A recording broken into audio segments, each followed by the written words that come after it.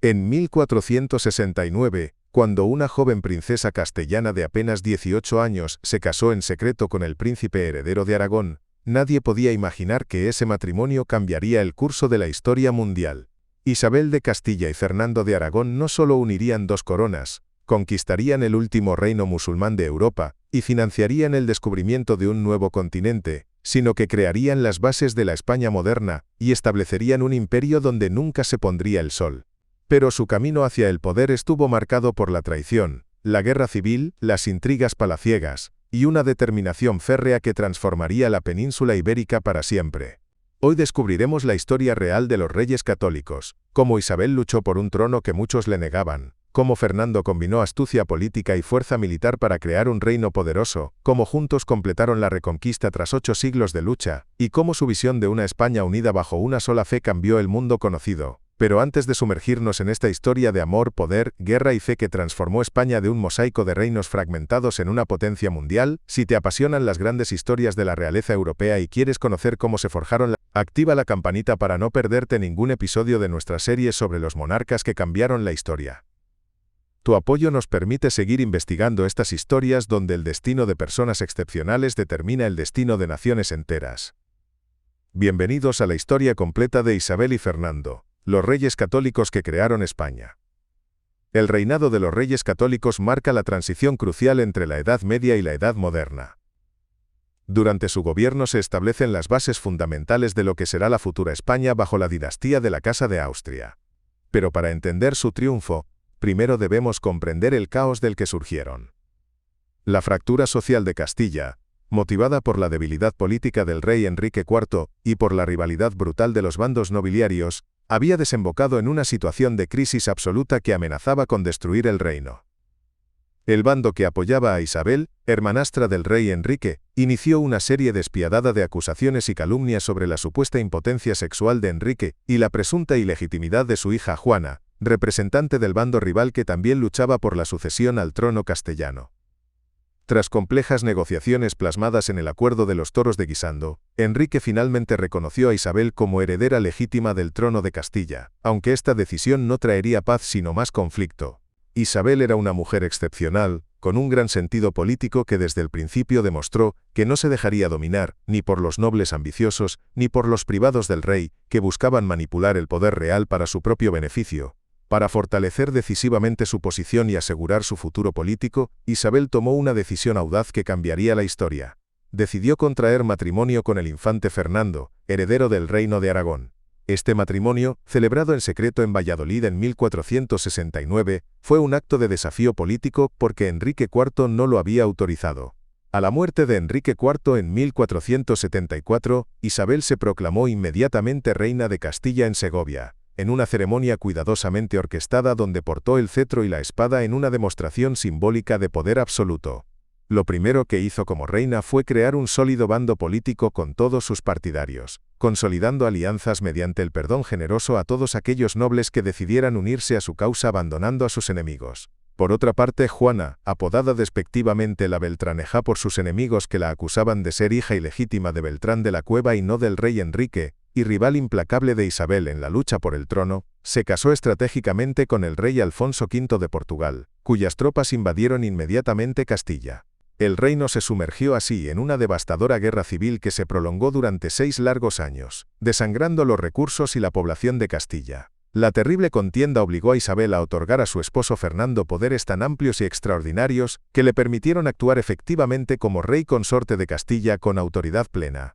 Desde este momento decisivo, todos los textos oficiales del reino fueron redactados en nombre conjunto del rey y de la reina, estableciendo un precedente de gobierno compartido único en Europa. A la muerte de su padre Juan II en 1479, Fernando se convirtió también en rey de Aragón e infligió una dura derrota militar definitiva a las fuerzas portuguesas y a los nobles castellanos partidarios de Juana en la batalla de Toro. Juana, derrotada y humillada, pasaría el resto de sus días recluida tristemente en un monasterio portugués, renunciando a todas sus pretensiones al trono. Tras esta victoria militar decisiva, Isabel y Fernando tenían por delante la difícil y monumental tarea de reparar los graves daños provocados por años de guerra civil. poner orden en una sociedad fracturada, reconstruir una economía devastada, y reorganizar completamente la vida política y administrativa de sus estados, serían las constantes de su reinado y constituirían sus grandes aciertos históricos. La reconstrucción de la autoridad de la monarquía y la restauración del orden público se hicieron en el marco particular de una unión dinástica que era fundamentalmente una unión personal basada en el matrimonio. El matrimonio de Isabel y Fernando no supuso la unificación administrativa de sus reinos, que mantuvieron celosamente sus propias instituciones separadas, sus leyes particulares y sus monedas diferentes. Los reyes católicos fueron capaces de crear una fórmula política innovadora, que dividía inteligentemente la soberanía en dos planos distintos. El plano superior, donde residía la corona y el poderío real absoluto, concentraba la unidad en política exterior, asuntos militares y estrategia económica general. El plano inferior, donde operaba la administración cotidiana, permitía que cada reino fuera gobernado según sus tradiciones históricas particulares. Tras la unión dinástica, el bloque formado por Castilla y Aragón apareció inmediatamente como la principal potencia de la península ibérica. Castilla aportaba un importante potencial demográfico de aproximadamente 5 millones de habitantes frente al escaso millón de almas de Aragón. La vitalidad de la economía castellana descansaba fundamentalmente en su producción lanera de altísima calidad, y en sus importantes manufacturas textiles que se exportaban por toda Europa. Por su parte, en la Corona de Aragón, la economía de Cataluña había sufrido una importante crisis con motivo de la reciente guerra civil en el Principado. Sin embargo, la atonía económica catalana tenía su contrapeso en el notable auge del Reino de Valencia, cuya capital experimentaba un poderoso impulso comercial que la convertía en uno de los puertos más activos del Mediterráneo. Isabel y Fernando crearon deliberadamente una simbología institucional compleja, alrededor de la cual giraba toda una campaña propagandística itinerante e intensa, gracias a la cual consiguieron crear una sólida imagen unitaria de la nueva monarquía. Para ello se valieron estratégicamente de la heráldica, los lemas dinásticos, las artes visuales, y los cronistas oficiales que escribían la historia según los intereses reales.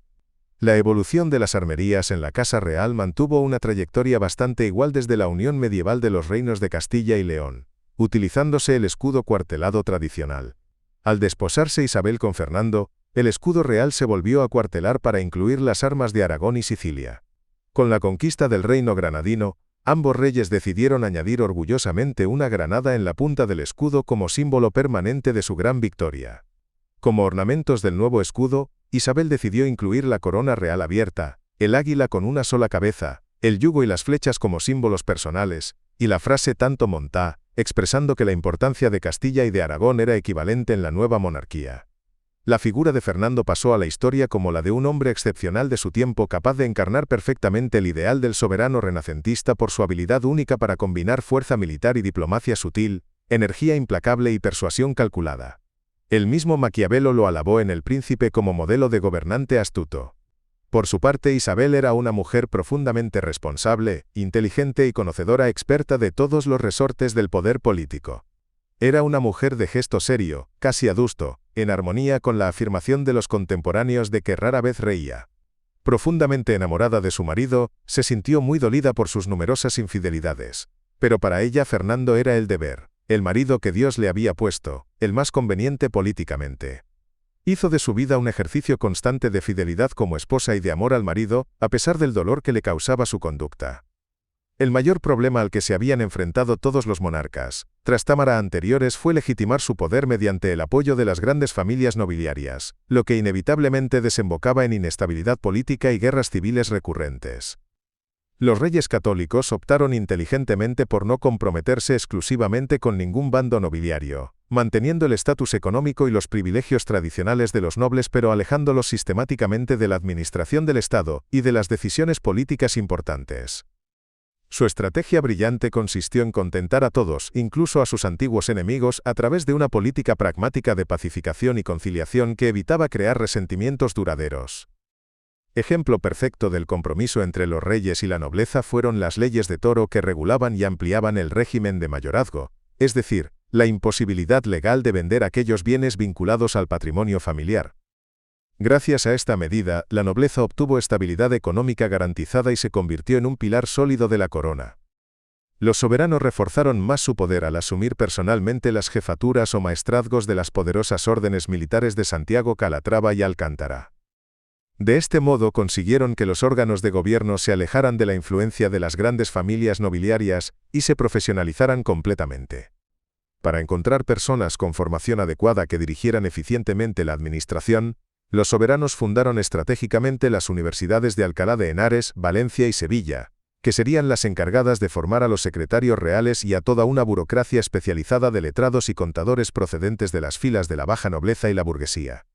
Estos funcionarios profesionales eran los expertos técnicos, pero al final eran quienes tomaban las decisiones prácticas, redactaban la documentación oficial, preparaban las instrucciones a los embajadores, recibían las cartas diplomáticas y pasaban al rey los informes procesados.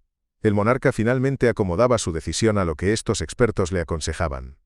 Esto traería consigo la división del antiguo Consejo Real en centros especializados por materias, anunciando lo que sería la monarquía moderna y los consejos de ministros actuales. Fernando e Isabel controlaban los respectivos consejos de Aragón y Castilla, y crearon en Granada una nueva Chancillería o Alto Tribunal de Justicia. El poder del rey se canalizaba a través de 3 direcciones institucionales: el poder legislativo que correspondía a las Cortes, el poder judicial que correspondía a las audiencias y al Consejo de Justicia, y el poder ejecutivo que correspondía al Consejo Real. Los reyes potenciaron decisivamente en Castilla la figura del corregidor, funcionario nombrado directamente por el rey con amplias atribuciones en la administración de justicia y el mantenimiento del orden público en las ciudades. La creación de la Santa Hermandad, fuerza armada inspirada en las antiguas hermandades medievales y cuyos efectivos eran aportados por las ciudades y villas del reino, tenía por finalidad fundamental asegurar la paz en las ciudades y en los caminos que las conectaban, combatiendo el bandolerismo que había proliferado durante la Guerra Civil. A mediados del siglo XV, Juan Gutenberg había realizado los primeros experimentos revolucionarios en Alemania, con una máquina de caracteres móviles que rápidamente se conocería como imprenta. La repercusión de este invento fue absolutamente fundamental para la difusión del conocimiento. Gracias a ella, ideas, libros y noticias podían estar al alcance de muchas más personas que nunca antes en la historia. El auge de la imprenta y la hegemonía castellana sobre los demás reinos en estos años hicieron que se extendiera progresivamente el uso del castellano como lengua administrativa y cultural. Isabel y Fernando reunieron deliberadamente en torno a la corte un gran número de humanistas italianos y españoles destacados, como Antonio de Nebrija, que escribió la primera gramática de la lengua castellana, una obra revolucionaria que proclamaba que la lengua es compañera del imperio. Era una nueva etapa cultural que tenía varias dimensiones importantes. Una dimensión de literatura caballeresca con obras como el Amadís de Gaula, una dimensión profundamente religiosa con el Jardín de las Nobles Doncellas y las Ejercitaciones Espirituales del Cardenal Cisneros, y una versión puramente humana con la Celestina de Fernando de Rojas. Poco a poco, el teocentrismo propio del mundo medieval dejaba paso al antropocentrismo del Renacimiento. La monarquía, la Iglesia y la nobleza competían intensamente por el mecenazgo de humanistas y artistas. La consecuencia fue un extraordinario florecimiento de la vida cultural que combinaba formas del gótico tardío, el mudéjar hispánico, y las novedades renacentistas italianas. El gótico isabelino se convirtió en el arte oficial de la época, destacando obras como la Cartuja Real de Miraflores, el Monasterio de San Juan de los Reyes en Toledo, y el Colegio de San Gregorio en Valladolid. También surgió un nuevo estilo decorativo con elementos renacentistas, el plateresco, que recibía este nombre porque recordaba las técnicas y filigranas de los artesanos plateros. La política exterior de los reyes católicos venía definida por los intereses complementarios de las dos coronas, y se materializaba en una intensa actividad diplomática basada en enlaces matrimoniales estratégicos de sus hijos con las potencias europeas aliadas. Castilla proseguía la reconquista, que la llevaría a la ocupación de Granada y a expediciones al norte de África. Aragón era una potencia mediterránea cuya expansión tradicional se orientaba hacia Italia, donde la pugna con Francia por el dominio de Nápoles llevaría a Fernando a promover la Liga Santa que incluía al Papado, Milán, Venecia y el Sacro Imperio.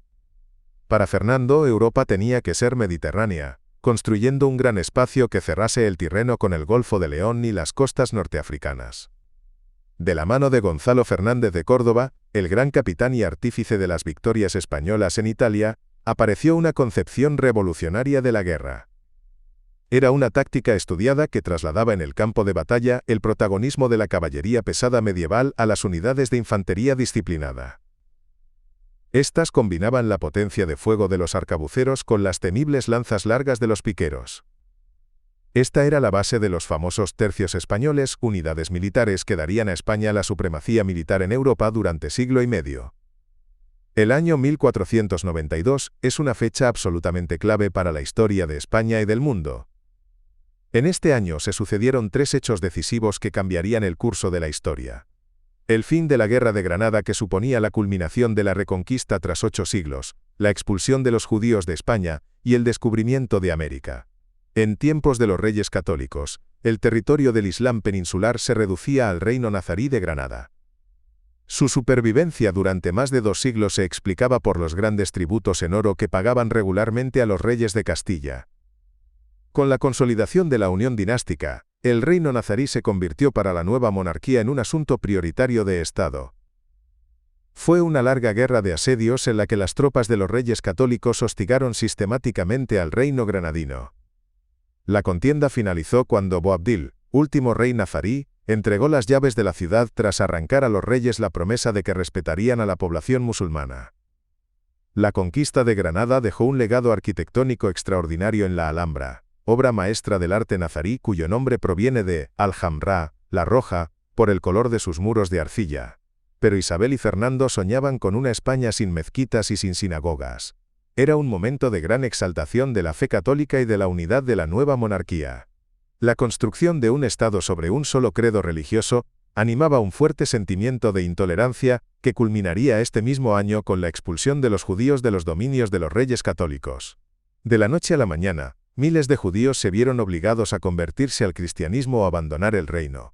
Todo esto se celebró en Europa con grandes fiestas. El Papa, manifestando que esto era importante para la cristiandad, les otorgó oficialmente el título de reyes católicos con carácter hereditario. Aunque Isabel mantenía gran protagonismo en las cuestiones religiosas, ambos monarcas entendían que la unidad religiosa era inseparable de la unidad política, diseñando un modelo de Estado confesional. Para lograr esta unidad religiosa, adoptaron medidas drásticas como la creación del Consejo de la Suprema y General Inquisición, y la conversión forzosa de los musulmanes. La Inquisición española surgió en un contexto de desconfianza sobre la autenticidad del sentir religioso de los judíos convertidos. Con el nombramiento de Tomás de Torquemada como inquisidor general, el Santo Oficio quedó establecido en ambas coronas. También en 1492, Cristóbal Colón, con el apoyo de los reyes católicos, descubrió América, uno de los acontecimientos más importantes de la historia universal. Tras la muerte de la reina Isabel en 1504, la unión dinástica entre Castilla y Aragón se tambaleó peligrosamente. Estando Isabel en su lecho de muerte, dictó su testamento. En un momento determinado se interrumpió y se preguntó qué tenía que agradecer más a Dios en esta vida. Tras reflexionar, añadió: el marido que me dio, el mejor rey de España. Fernando renunció al título de rey de Castilla. Su hija Juana heredó la corona, pero Felipe, el hermoso esposo de Juana, acordó con Fernando marginarla del poder declarándola incapaz. Felipe falleció poco después y se instauró un período de regencias. Fernando invadió Navarra e incorporó definitivamente sus territorios a la corona de Castilla, completando la unificación peninsular. Tras una ardua labor política, Fernando falleció en 1516 dejando una poderosa monarquía de alcance europeo lista para asumir el desafío de la expansión ultramarina. El heredero, su nieto Carlos, sería el primero de una nueva dinastía, la Casa de Austria. Esta es la historia real de los reyes católicos que crearon España. Si esta historia te ha revelado cómo Isabel y Fernando transformaron un mosaico de reinos fragmentados en una potencia mundial, déjanos en los comentarios qué otros monarcas españoles te gustaría que investigáramos. Gracias por acompañarnos en este viaje por la historia de los fundadores de la España moderna.